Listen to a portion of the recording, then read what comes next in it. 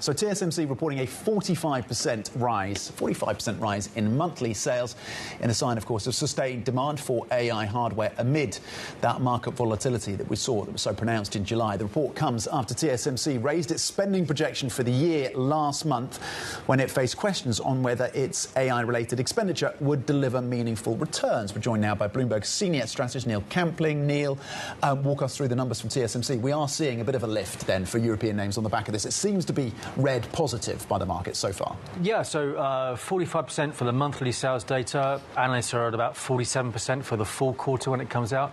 To put that in perspective, for a trillion-dollar company, it's a pretty high growth rate.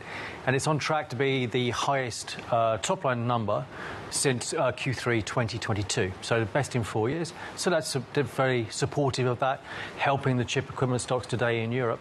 And for those chip equipment stocks, let's remember that we have the likes of Applied Materials, ASML's closest comp really, reporting results later this week.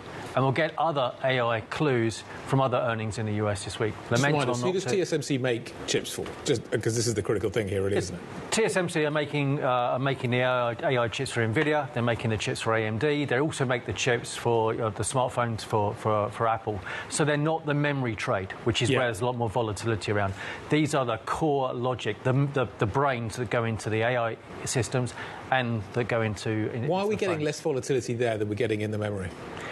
Because memory is more cyclical over the course of longer cycles, and also in memory, they're all raising their own capex forecasts, and that's actually going to impact in terms of the supply side dynamics and probably pricing going forward.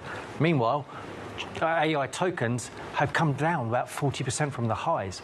So the actual use of the AI tokens is getting a lot cheaper, and there's a disconnect between memory pricing and token pricing at the moment.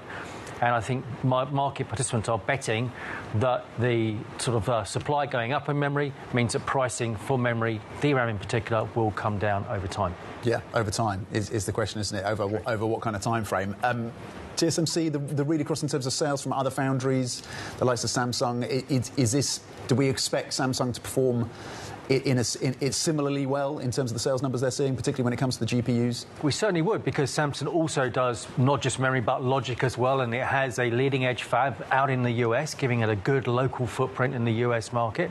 So TSMC and Samsung are the two leading logic foundries that should be benefiting substantially from this high demand and these high growth kind of estimates that are out in the marketplace. So it's positive for both, and definitely I think investors prefer that to the memory cyclicality. OK, so the big question around all is the AI trade back on? Because it was off for a while, and it feels like it's back on again. Is it back on again? It was off for a while you were sort of sunning yourself out down in Cornwall, Guy. And I think part of it is because we got the accelerating growth coming out from Microsoft. So to justifying that capex, we had good accelerating growth coming from AWS, from Amazon. So there's definitely some comfort from there. But the big question about when we're going to see these big returns on the invested capital from these hyperscalers does remain to be seen. Not all of them can benefit from the AI build-out, but there's certainly some encouraging signs in the meantime.